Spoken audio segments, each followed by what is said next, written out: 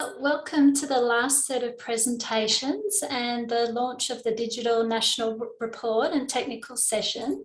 I'm Rebecca Mitchell and I'm the Injury Epidemiologist for the Registry based at Macquarie University. We have 3 speakers in this session and then we'll have 15 minutes for questions after all 3 presentations. So please type any questions that you have into Slido for any of the 3 presenters as we go. Plus we'll also have Professors Jackie Close and Ian Harris and Dr Catherine McDougall available for questions at the end as well.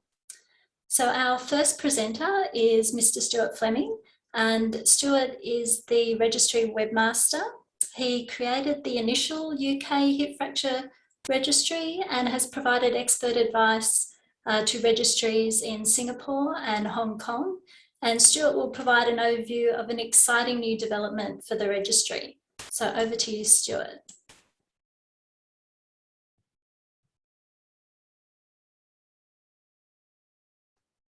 All right, can you hear me? Yes. Excellent. And have I shared a screen that's got a lovely little graph on it? You have. Fantastic, then everything is as it should be. I am going to change this though. I got permission to change this to Prince of Wales. So one of the things that we have been, we know that the registry is used for is demonstrating the case and really showing the data to people other than that may not have access to the registry. And so what we've done is taken the national report and created an online version of it. Not only that, we've actually created an online version that's available to people who haven't even logged into the registry. So here I am at the hipfracture.com.au, and for reference, not sure if you'll see this, I'm not sure which one screen I shared, but the same will work in New Zealand. Obviously, it'll show New Zealand data, but let's go back to Australia. And these are available. These have reports, notes, and they're all exportable too. So you can export these graphs as a picture. On the left here, we've got 3 options. We've got a hospital, which I've selected. And what it's done is it's actually highlighted our hospital. Now, one of the things we do know is that when you're trying to show this, your results to your team or to somebody else, trying to find your particular hospital is particularly difficult because there's an awful lot of them. And going to be more. So what you can do is you can select your hospital, or you can look at other hospitals in your area. Again, this is a public report. This is available to everybody. So you select your hospital and that one will be highlighted. Then currently this is the year of the data. So the 2020 data. And currently we're looking at sex, which is under the demographic information category. Now there'll be some people that are looking at this going, hey, wow, there's categories, because there wasn't categories about 3 days ago, but there are categories now because it makes it easier to find these things. Someone will point out if I've got them wrong, but every report at the moment that is in the national report is available here. So there's an awful lot of them in there, and I'll walk you through a couple of them in a minute. The other thing that we've done is that we've included all the data back to 2016. So the 2016 data is available, and you can go back and have a look at that and see what's going on. Now, if I go back to 2016 and I have a look at that, because we really have a focus on detail, the colors actually match the printed colors in the report. So that's why if you're looking at a 2016, you'll see these particular colors. 2017, we changed the colors to these, and so on for every year. 2018, 19, and last year's, which is printed this year. So every report is, the data is for the year 2020 from the 1st of January 2020 to the 31st of December 2020. That's the data slice, but the report itself was printed in 2021. It's the one that just landed. Up the top, you've got the Australian average. So for 2020, and you can actually hover over these and actually get values too. So quickly, if you're saying, okay, well, what was that number there? Is that T and H? Well, you can hover over it and it'll tell you what they are. Again, not available once you've downloaded it. So if you export it, it's just a picture, but the picture will include the sorted by male, the fact that it's sex, and your legend down the bottom. So that's available for all of the reports for all of the years. If for some reason there are a couple of things that we've added over time, and you'll just see that year is not available. So if you go back, some of the things that the variables that we've added, you wouldn't obviously be able to see a report for that for 2016 if we didn't add the variable for till 2017. The other thing that I've included here is the notes. So these are the notes that would in the physical report sit off to the left, and it just talks a little bit about that. That one's a little bit small, but we've given you the ability to export that if you particularly want, or you can just copy and paste it and then throw that in a slide if you want. All right, so as we move through, all of them tell you the sort order by percentage less than 80. So all of the age groups here, 50 to 59, 60 to 69, 70 to 79 are grouped, and that becomes then the sort order being less than 80. And so you'll be able to see what's going on there. Remember that to throw any questions you have up in the Slido, and I'll try and keep an eye on that as well. Look, there's probably no surprises in here. The things that are different from the national report, the ASA grade, we have known versus unknown as part of this. And what I've done is, in this case, I've combined the two graphs so that it's actually showing known versus not known in order. That's why this looks a bit higgledy-piggledy. Now, you certainly can suggest that, hey, look, this is great, but I'd really like to see X, Y, or Z, and then we can add more reports as you know the committee feels is appropriate. Moving on to a different type of report that's available, time in ED. This one, if you've never seen the national report, it shows your average and median increasing from the top of the report, and all of the time-based reports will show the same sort of thing. So again, the notes here are a little bit more useful. It just gives you some ideas of what's been going on in this particular graph. I'm just going to cycle through a couple of these so that you can see them. Again, you can see that it just keeps pointing to Prince of Wales there. Preoperative medical assessment.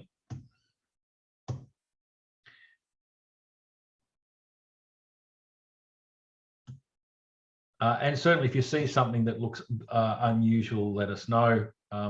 We have gone through this several times with lots of different people looking at them, but that doesn't mean we've found everything. There certainly can be stuff that we've missed. Now, I'm going to get to a report in a second. Where are we? Oh, here's an interesting one. Reason for delay longer than 48 hours. We do have the ability to add pie graphs. So at the moment, we have 3 types of graphs. The pie graphs, the time graphs, which are the median sort of bar and line graphs, and then the standard bar graphs. So that type, and obviously that type. All of the operation types are here. Again, for those that are keen to look into what's been going on. And this is the first time that we start to see the blanks. The blanks are that you must have more than 10 operations to be included. And so in low number hospitals, they may not have had it in enough intracapsular displaced, and so they will appear down here. Again, if you were down here, then the arrow would be highlighting wherever you are in the graph. If you're not in the graph, and this is an interesting one, this was some little gotcha we had. If you're not in the graph, for example, your particular hospital didn't, just for this particular, and this one includes ones that aren't included, but say, for example, for some reason, ward type, or you didn't participate that year, there's just no arrow. I mean, it still works, it just doesn't show you the arrow. All right, there is a couple that aren't included in the national report. Hospital length of stay is not a report that we've traditionally included in the national report, but it's here anyway. And of course, in the follow-ups, you'll see that there's, as we start to drill down into the further follow-ups, lots of hospitals don't have a reoperation within 120 days. You have to have 80% follow-up before you're included here. And so that's where that is. I have had questions about what's HO1. Hospitals that chose not to be identified would be listed as a H. And so we have not identified H's 1 to 7. If you know who you are, then you can find yourself, and you know particularly that you're HO3. You can still find yourself in the chart, but that's a de-identified hospital.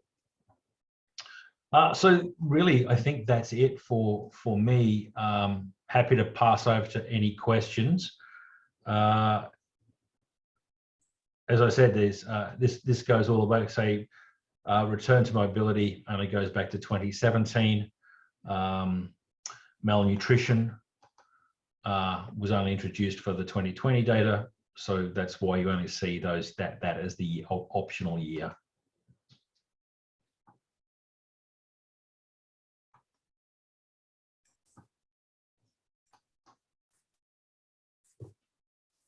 Okay, thanks, Stewart. We might leave questions to the end and just move on to Niamh. So Dr Niamh Ramsay is working as a research assistant at the registry, and Niamh's going to let us know about an initiative for facilities that joined the registry early back in, when we first started back in 2015. So I'll hand over to Niamh. There she is. Hello. One moment, I'll just share my screen. Hi everyone, my name's Niamh. I'm one of the research assistants at the registry, and to put a face to a name, I organised the podcast and the social media for the registry as well. Today I'll be talking to you briefly about the ANZHFR 2015 to 2020 site report that I've been working on. So what is the report? It's an independent inquiry into site performance of the early adopter hospitals. Now, the early adopter hospitals are the hospitals that have been with the registry contributing data since 2015 and are still contributing data. And we're looking at that, their performance in relation to the hip fracture clinical care standard. So the report spans over 6 years in comparison to the annual report that just looks at 1. And each site that's included will receive a copy of their performance over this time. However, those individual reports will not be available to the public, so there will be some privacy about it.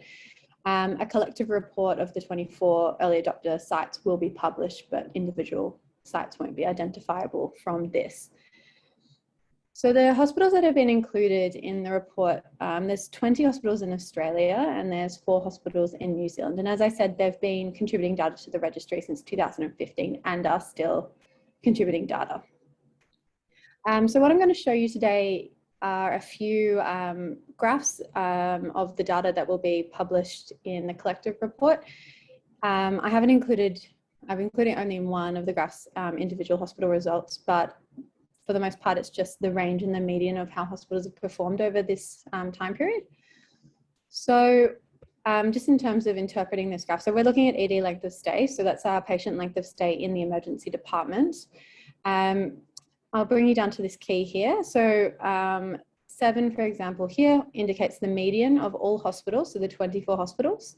And then this darker color band is the range of where hospitals perform. So the lowest or the shortest time someone spent in ED was around the 3-hour mark, and the longest was around the 11-hour mark for 2015.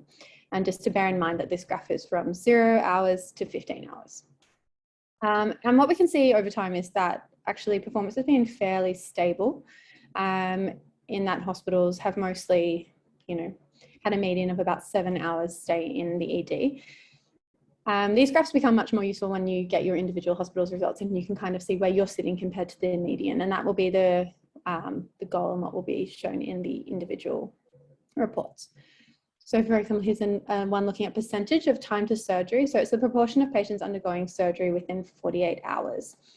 So compared to 2015, where we had a range between 55 and 100, bearing in mind this graph is from 50 to 100%, we had a median of 79%. And you can see over time, that has been fairly stable, but in the last year, it's jumped up with a much smaller range of 80 to 100%, with a median of 96% of patients of these early adopter hospitals undergoing surgery within 48 hours, which is pretty fantastic. Looking at early mobilisation, considering I thought it was an appropriate one to put in given our recent panel. So this is the proportion of patients receiving opportunity for first day mobilisation after their surgery. So similarly, what we've seen over time is that the range has reduced quite significantly, although the median has kind of stayed quite stable. And lastly, what I'll show for you today, is the 30-day mortality. So patient mortality within 30 days of date of admission.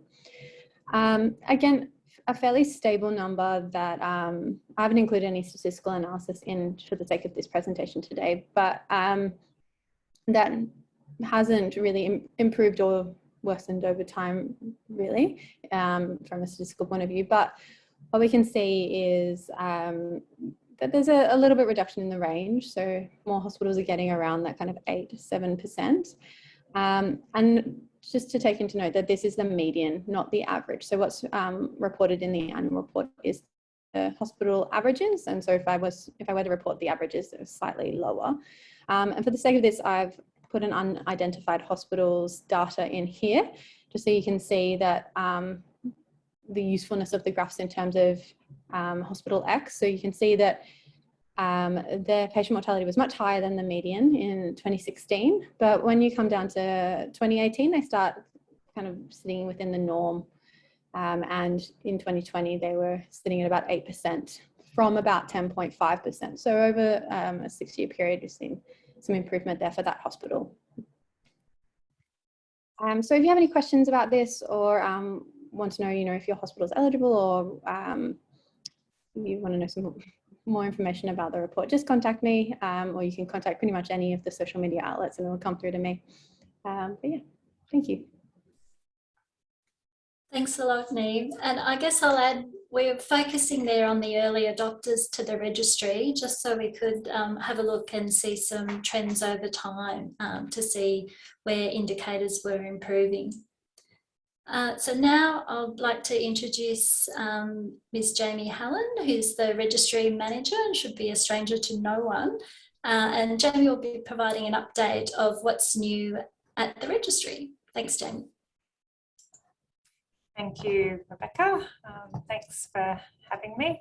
And I guess I am in the fortunate position of getting to share some of the developments at the registry over the last 12 months, particularly. And it really represents the collective efforts of many people across multiple countries. So I just wanted to say, before I started, thank you to the very many people who contribute to the registry generally and to the work of the registry. It's very much appreciated. So I'm just going to start with a bit about sprint audits. So these are a new initiative in Australia and New Zealand in 2021, but the UK National Hip Fracture Database actually introduced these as a way of collecting some additional information on specific areas of hip fracture care. And it involves additional questions or variables that are temporarily added to the registry data collection. So these allow a close-up view of one aspect of care in a short period of time.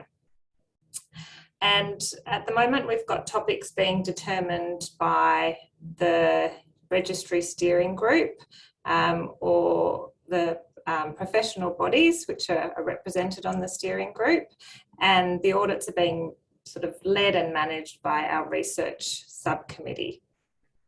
They are voluntary, and we've tried to consider what's reasonable in terms of additional data collection for sites, appreciating that we already collect quite a lot of data for the registry. So we've sort of asked for a minimum of 15 patients over a 1 month period, or for sites that have a lower volume of hip fracture patients, that they collect the data for all the patients in that audit period. So what do we hope to gain from these sprint audits? Well, I guess we're identifying opportunities for improving specific aspects of hip fracture care, because we're looking in detail at those aspects. We hope that participating sites, those that volunteer to be part of the sprint audit, can use their data in order to guide ongoing quality improvement work and to get a little bit more information about that aspect of care at their site. We'll identify areas where more research is required to answer specific questions. And I guess that's the benefit of our research subcommittee being involved, is that then work can be supported to answer those questions where necessary. And we will also be disseminating aggregated sprint audit data, so not identifying the individual sites, but generally publishing the results. And we'll be looking at doing that through our annual reports, newsletters, podcasts, which I'll talk about shortly, and any other way we feel it's appropriate to get the results out, and hopefully then they can be used by all sites, not just those that volunteered to be part of the sprint audit, to develop improvement strategies. So what sprints have we done so far? Well, we've completed one, the nutrition sprint audit, which was run in August this year, and that aimed to better understand the current provision of nutrition care. Timely topic for our Hip Fest talk today with Sharon and Jack, and Jack was involved in leading the development of that audit. And so the idea will be that we will use the results to inform specific nutrition initiatives. We had 35 hospitals across Australia and New Zealand who volunteered to participate, and the results are under review at present. So we haven't put out anything around that yet, but we'll do so in the future. And on Monday, we are starting our second sprint audit, which is around bone protection medication. Also timely given the topic presented on today by Professor Siebel. But essentially, because low rates of bone protection medication prescription are common after hip fracture, and we don't have a great amount of detail as to why that's the case. And so the purpose is to describe the pattern of bone medication prescription, both during admission and at discharge from inpatient care. And I guess I'm putting it out as a little plug, just if you are online and you're a site who hasn't volunteered to participate but would like to, it's not too late to join. You can actually join anytime during the month and collect the data for patients within that period. So it's the period of 1st of November to 30th of November. We just make the audit available for your site at the point that you volunteer. So there's my email address if you'd like to get in touch and be part of it. It's 7 additional patient level questions, one of which is the point at which in the patient journey that you're completing the audit. So really 6 questions about the patient's care at the point of discharge. Niamh mentioned our podcast series. So moving on to that, this has been a fantastic initiative that Niamh launched in March this year. She's the host, and I think to date we've actually got 27 episodes, so new episodes weekly. It's called HIPcast. It's available on most podcast directories, including Spotify, Apple Music, Amazon, and Buzzsprout. I'd say it livens your commute with company from some of the world's experts in hip fracture care. I have a pretty short commute, 15 minutes, and I can usually listen to 1 episode. They're not particularly lengthy, which I think is one of the reasons they are so good. And I also vouch that it will make a seemingly insurmountable pile of laundry able to be tackled with Niamh's hosting and our guests in the background. Makes it go very quickly. So this is just a graph to show the increase in popularity of the podcast series since Niamh launched it. It's slowly growing and now has more than 800 downloads since published. If anyone is not sure about whether they would like to give it a try, here's a little teaser for you. This is Niamh's intro, which becomes very familiar to the regular listeners. Hello and welcome to HIPcast, the podcast here to improve hip fracture care. So I'm sure after that you're all desperate to get onto your regular podcast providers and download and subscribe to HIPcast.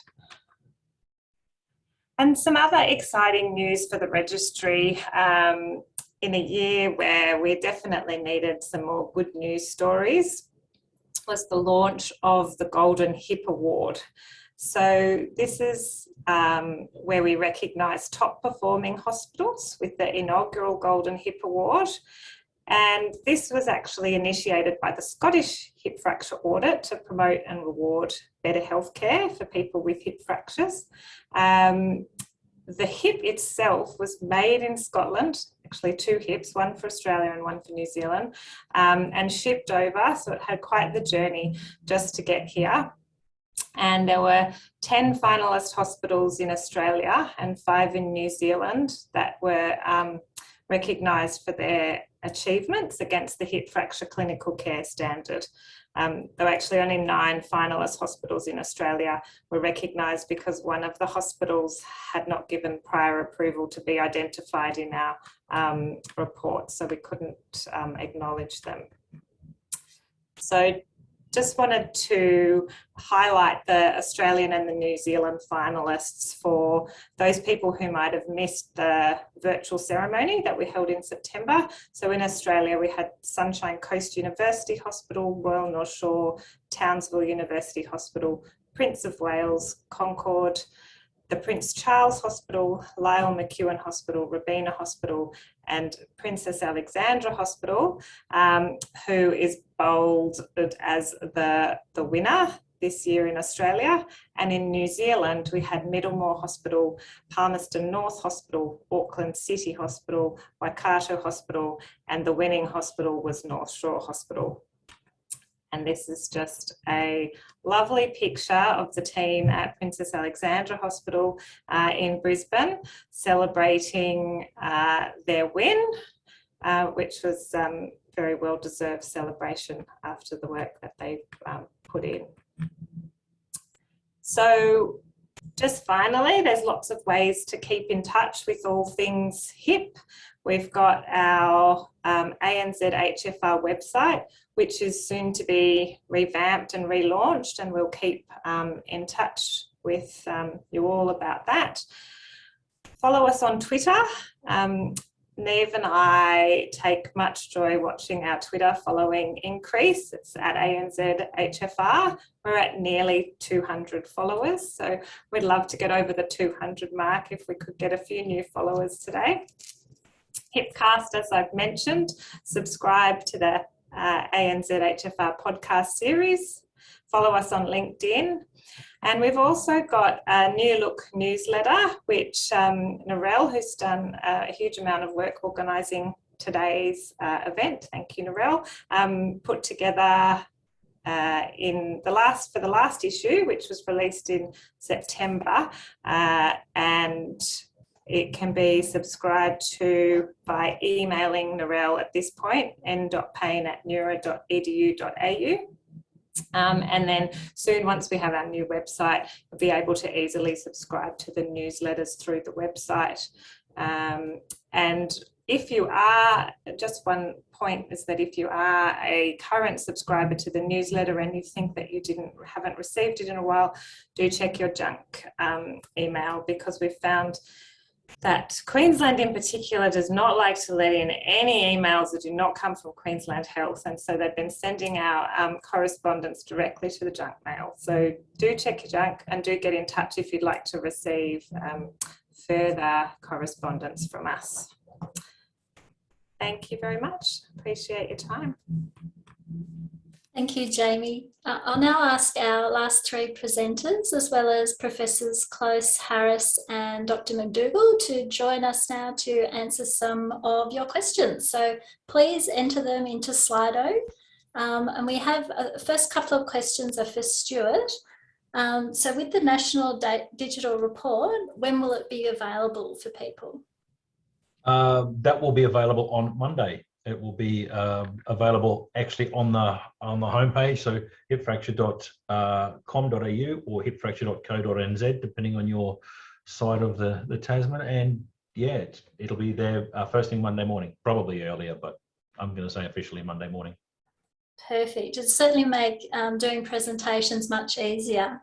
And just another question on the digital reports. Does the export of data from the website collate into a nice graphical document? You're not exporting data, you're actually exporting at the moment a PNG file, a picture, and you can scale that and cut that any way you like. But then you lose, so as soon as you've exported it, you lose the ability to see the actual data within it. So at this stage, only hospital administrators have the ability to export their data, and then you can do your own graphs. But the graphs that we've got, they will just be as pictures. Oh, and one thing I did forget to mention, Rebecca, if I may, going and changing your data now won't help. These are all run off data slices. So the data is as it was pulled for the national report, and if you feel that you want to go in and change all your data and really improve your results, it's not going to work. Very sorry about that. But it's certainly very easy to put a PNG picture into a PowerPoint presentation, so very easy to do. This is a question, I think, for Jamie. How's it going to work with the sprint audits to be able to get Queensland sites to participate in them? Oh, we've got some challenges with Queensland contributing patient level data to the sprint audit because of the extra layer of approval that's required in Queensland under the Public Health Act. So at the moment, we can only ask in Queensland what is in our data dictionary and what's been approved by the PHA to get that information out of the medical record. And because sprint audits, because we develop them reasonably quickly and they're designed to be a fairly sort of rapid process, we have gone to other ethics committees in other jurisdictions to get approval. But even if we were to get approval with the ethics group in Queensland, we'd we then can't get the next level of PHA approval. So at the moment it's not possible. Queensland can only contribute facility level data, but we'll certainly keep working on whether there's any other way to enable those additional questions to be asked of patients in Queensland as well. Thanks, Jamie. This is just a little comment in relation to Queensland health emails going to junk. Apparently Queensland, it's one of the comments is Queensland's not letting anything or anyone in at the moment. So thank you. Borders are closed. Just also on the audits, does the audit or future audits include hip fracture patients in rehab, GEM inpatient settings? Yes, so the current, the first one in nutrition was specific to acute care. The current audit on bone protection medication can be completed at any point at discharge from inpatient care. So if you have the ability to follow up patients at their point of discharge from rehabilitation or after their acute stay, then you can complete the audit at that point. But because we recognise there's lots of different models of care in place, and following patients up after that acute period isn't always possible, you can also elect to say that the point of completion is at the discharge from acute care. So it will include a mix of both depending on the models and processes around care for the participating sites. And it's certainly something, you know, we'll consider for future audits as to when in the patient journey that is best completed, or whether there's flexibility around when it can be completed. Thanks, Jamie. And this is a question for Niamh. I may have missed the information, but will recordings of the sessions today be available, and how can they be accessed?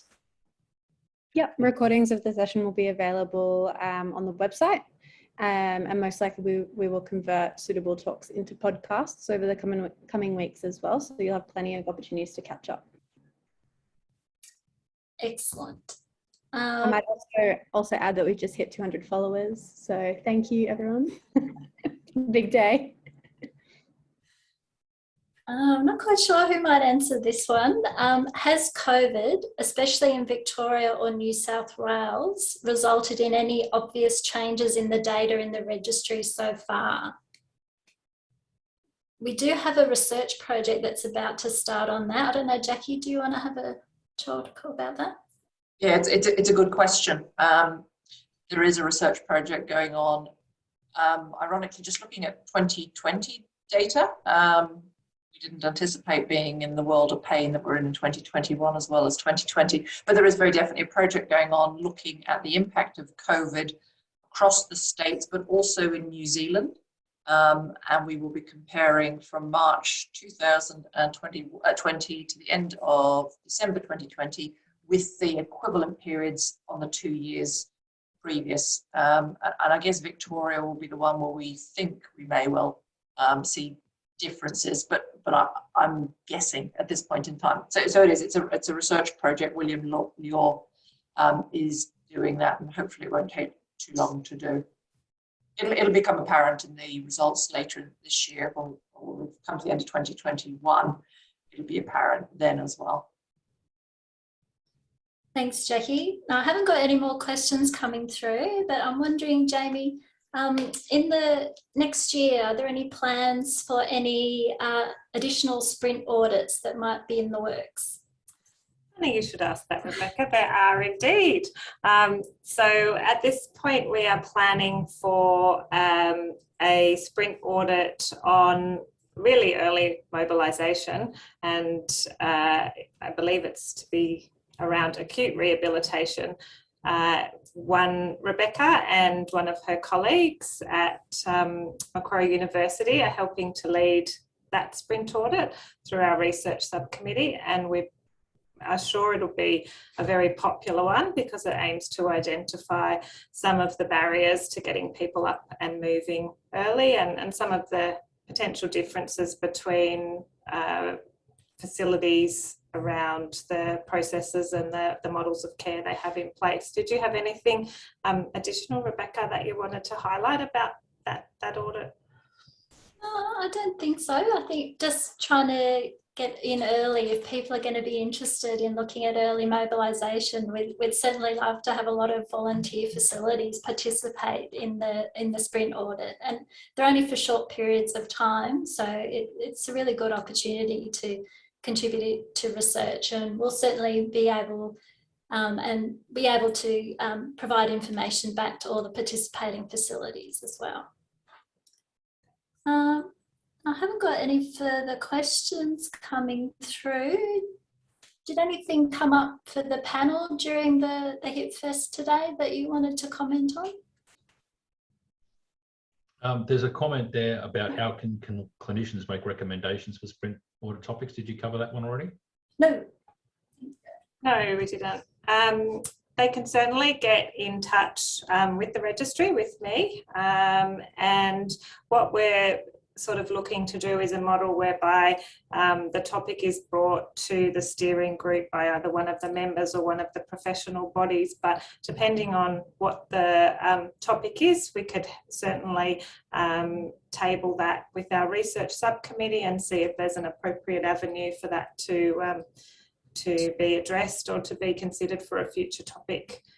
So I would certainly encourage people to get in touch if there's areas of care that they'd like to look at in more detail. And we don't want to overburden sites. We want to stick to sort of, 2 a year, something like that. One in the first half, one in the second half. I think that's quite reasonable.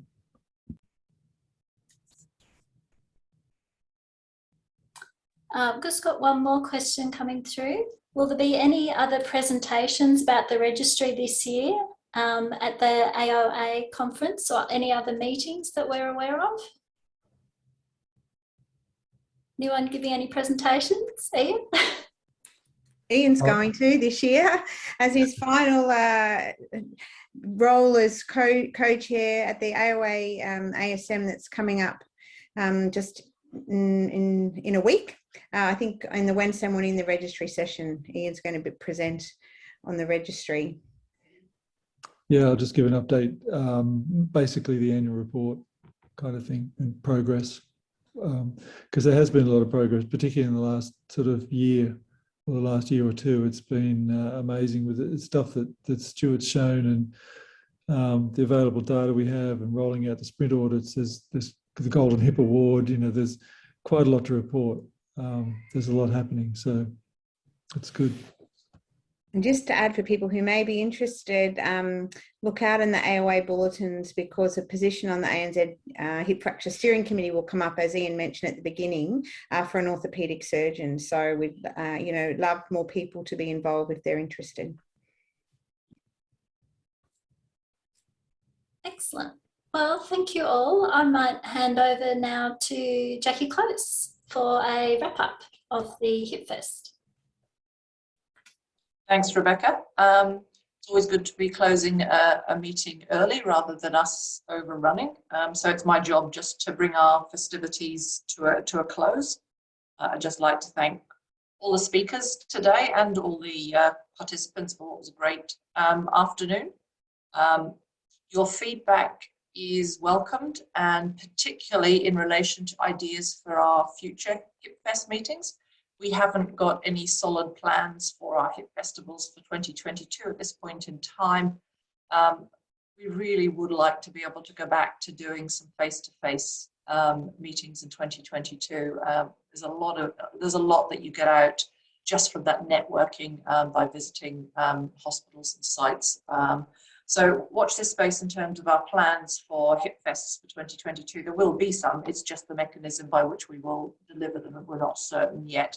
But again, if you've got ideas on topics or where we might go to, please feel free to contact us. And on that note, I'd just like to say goodbye and thank you all, and enjoy your weekend. Bye, everyone.